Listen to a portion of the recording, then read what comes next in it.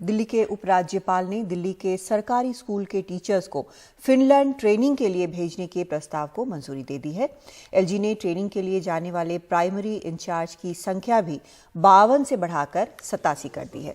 उपराज्यपाल के मुताबिक 29 प्रशासनिक जोन हैं। हर जोन से 3 प्राइमरी इंचार्ज फिनलैंड ट्रेनिंग के लिए जा सकेंगे। शरद शर्मा जुड़ रहे हमारे साथ इस पर और जानकारी के साथ। शरद, काफी वक्त से चल रहा था ये जो तनातनी दोनों के बीच, केजरीवाल सरकार और एलजी के बीच इस ट्रेनिंग को लेकर, अब जाकर ये मामला निपटा है।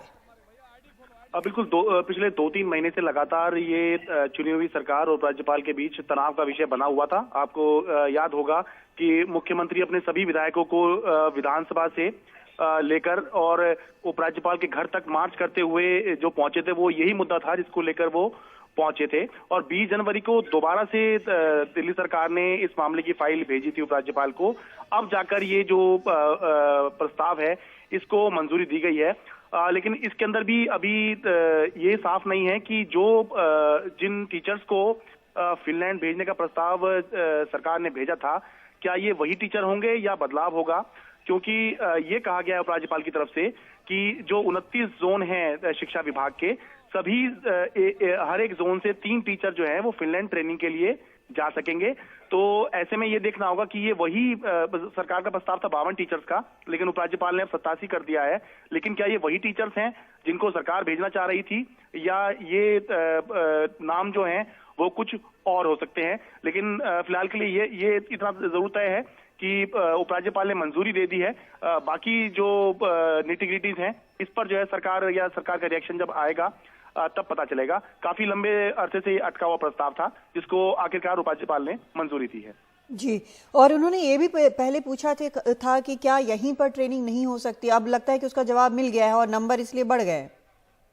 नहीं, जो उपराज्यपाल की तरफ से कहा गया है वो ये है कि पूछने के बावजूद भी जवाब नहीं दिया गया है। 2 चीज उपराज्यपाल की तरफ से कही जा रही थी कि एक तो कॉस्ट बेनिफिट एनालिसिस कराइए, यानी कि जो आपने पहले इस पर खर्चा किया है टीचर्स के ट्रेनिंग प्रोग्राम पर, उसका किस तरह का रिजल्ट है, किस तरह का इम्पैक्ट है, और दूसरा देश में ही इस तरह की स्टडी कराई जाए।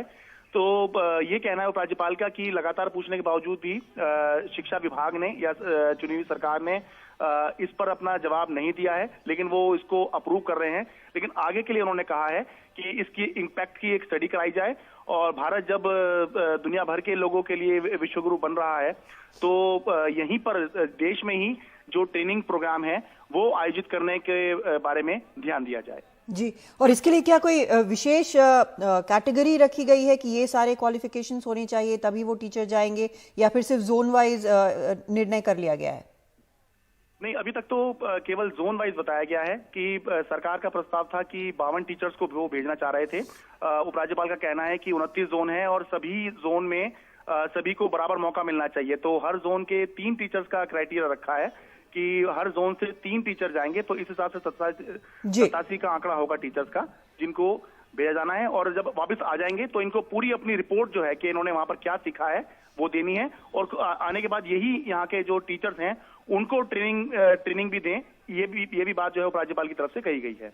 बहुत शुक्रिया आपका शरद, इस पूरी जानकारी के लिए।